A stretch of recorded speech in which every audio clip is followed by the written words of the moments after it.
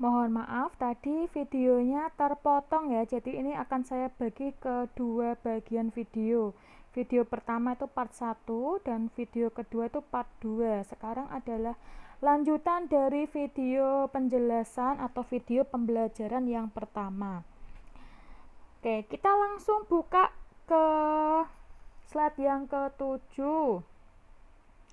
Aset tak berwujud yang diperoleh melalui kombinasi bisnis. Contoh, PT Merkuri pada tanggal 15 Mei 2015 mengakuisisi PT Bima Sakti, sebuah perusahaan yang bergerak di bidang industri obat-obatan. Pada tanggal akuisisi PT Bima Sakti mempunyai total aset sebesar 2,5 miliar dan total liabilitas kewajiban sebesar 5 miliar. Harga pembelian yang dibayar PT Merkuri ke PT Bima Sakti sebesar 8,5 miliar. Maka dengan demikian nilai goodwill diakui sebagai berikut.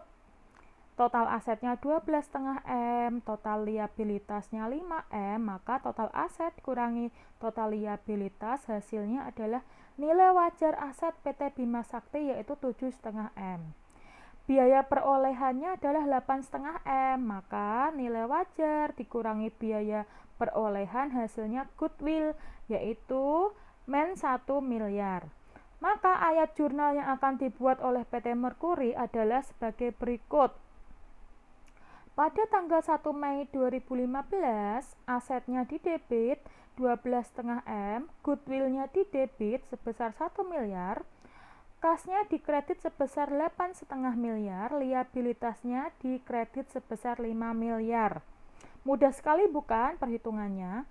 Selanjutnya kita ke slide ke-8 yaitu bagian C, aset tak berwujud yang dihasilkan secara internal.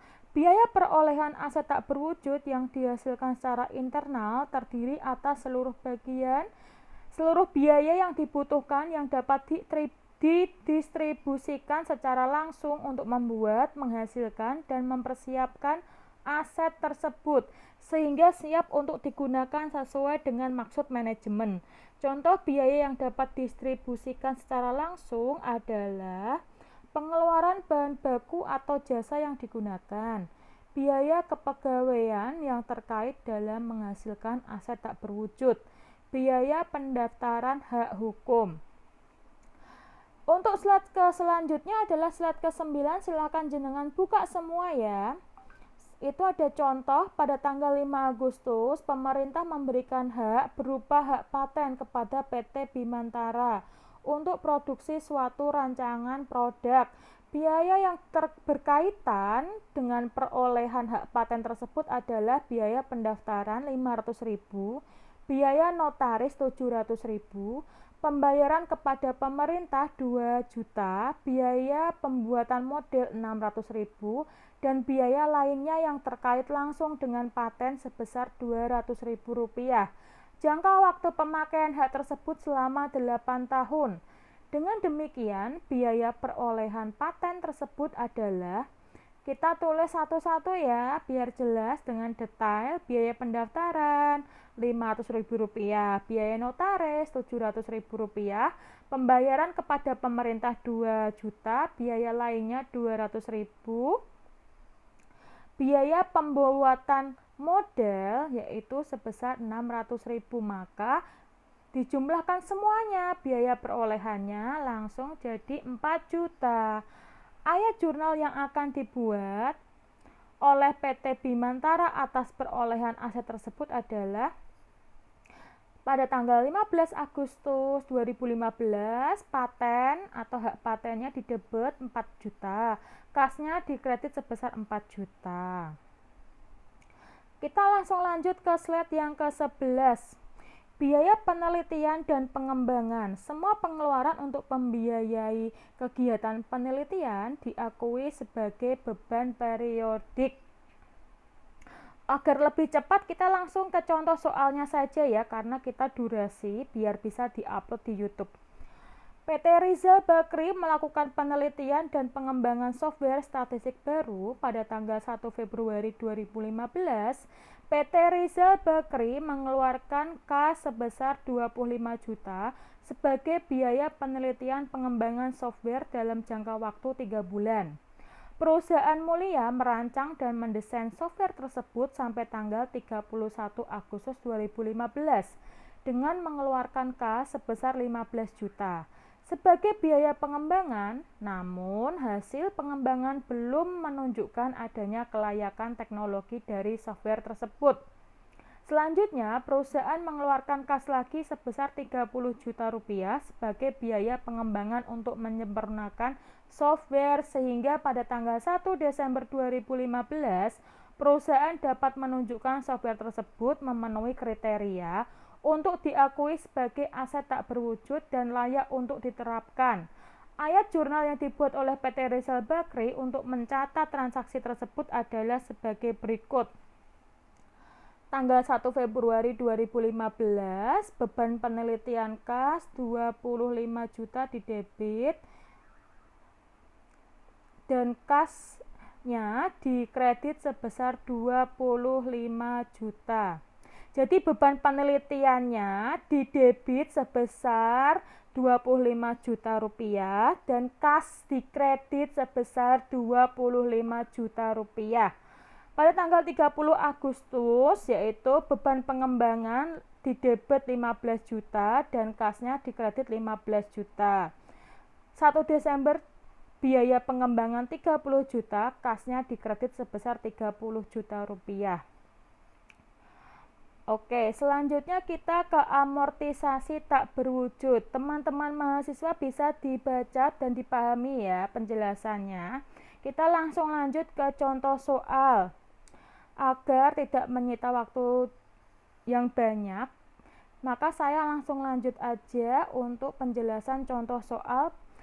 Pada awal tahun 2015, pemerintah memberikan hak berupa hak paten kepada PT Bima Sakti untuk memproduksi suatu rancangan produk. Biaya-biaya yang berkaitan dengan memperoleh hak paten tersebut adalah biaya pendaftaran 500.000, biaya notaris 700.000, pembayaran kepada pemerintah 2 juta, biaya pembuatan model 600.000 dan biaya lainnya terkait langsung dengan paten yaitu 200.000 rupiah. Jangka waktu pemakaian hak tersebut selama 8 tahun dan tidak memiliki nilai residu atau nilai sisa pada masa umur ekonomis paten tersebut. Biaya perolehan paten tersebut dapat dihitung sebagai berikut. Biaya pendaftaran tambah biaya notaris tambah pembayaran kepada pemerintah tambah biaya lainnya ditambah biaya pembuatan model. Dijumlahkan lalu ketemu 4 juta. Selanjutnya, beban amortisasi per tahun dengan menggunakan metode garis lurus dapat dihitung sebagai berikut, yaitu 4 juta dibagi 4 tahun, hasilnya adalah 500.000 rupiah. Dengan demikian, tabel beban amortisasi dapat disusun sebagai berikut. PT Bima Sakti, tabel amortisasi hak paten metode garis lurus. Di situ di beban amortisasi yang pertama.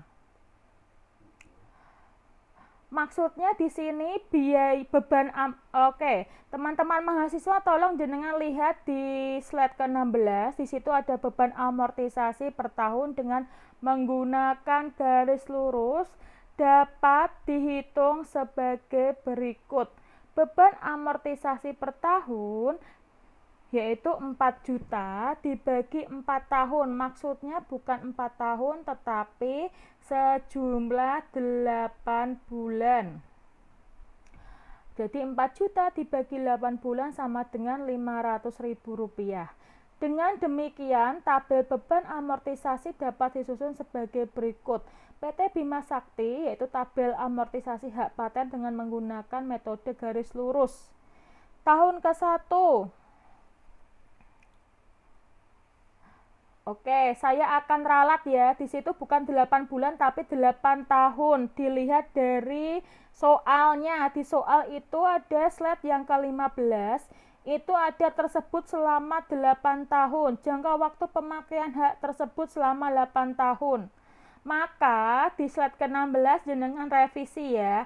Maksudnya adalah beban amortisasi per tahunnya 4 juta dibagi dengan 8 tahun karena 8 tahun itu adalah jangka waktu pemakaian.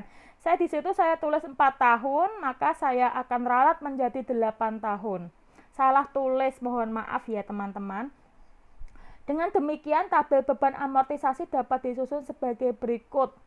Tahun ke-1 yaitu 500.000, tahun kedua 500.000 sampai tahun ke-8. Jadi caranya adalah 4 juta itu nilai buku kurangi dengan beban amortisasi. Jadi 3,5 kurangi 500.000 jadi 3 juta, 3 juta kurangi 500.000 jadi 2,5 dan selanjutnya. Jadi teman-teman mahasiswa, jadi 4 juta itu dikurangi 500.000 terus selama 8 tahun ya, sampai nilai bukunya habis. Semoga teman-teman mahasiswa paham. Jika tidak paham nanti jenengan bisa tanyakan kepada saya melalui Classroom. Ayat jurnal yang dibuat atas beban amortisasi paten tersebut adalah sebagai berikut. Ilustrasi beban amortisasi tahun 2015 yaitu 31 Desember 2015. Beban amortisasi sebesar 500.000 di debit, akumulasi amortisasi paten adalah 500.000 di kredit. Selanjutnya kita ke slide 18. Akuntansi sumber daya alam. Aset sumber daya alam adalah sumber daya alam yang diambil dari tanah, seperti biji besi, petroleum, minyak, gas, mineral, dan kayu. Sumber daya alam yang dimaksud adalah sumber daya alam yang dapat diekstrasi. Ekstraksi sumber daya alam adalah sebagai usaha menemukan dan menghapus sumber daya alam yang berada di dalam atau di dekat kerak bumi. Aset sumber daya alam yang dapat diekstrasi atau dieksplorasi atau evaluasi pertambangan sumber daya alam, sumber daya mineral diukur berdasarkan biaya perolehan. Penyusutan deplesi atau aset sumber daya alam yang dapat diekstrasi pada umumnya menggunakan metode unit aktivitas atau unit produksi. Ini adalah latihan soal yang terakhir karena slide-nya hanya 21 saja. Biar teman-teman mahasiswa nggak bosan mendengarkan suara saya ya. Ini saya contohkan di slide ke-19. PT Berlian merupakan perusahaan tambang batu bara pada tanggal 3 Januari 2015 mengeluarkan kas sebesar 500 miliar untuk investasi tambang batu bara yang diperkirakan memiliki 100.000 ton. Selama tahun 2015, perusahaan dapat mengekstasi dan menjual 10.200 ton. Ayat jurnal yang dibuat untuk mencatat transaksi tersebut adalah ayat jurnal untuk mencatat perolehan tambang batu bara adalah 3 Januari 2015, tambang batu baranya 500 juta rupiah, kasnya dikredit sebesar 500 juta rupiah.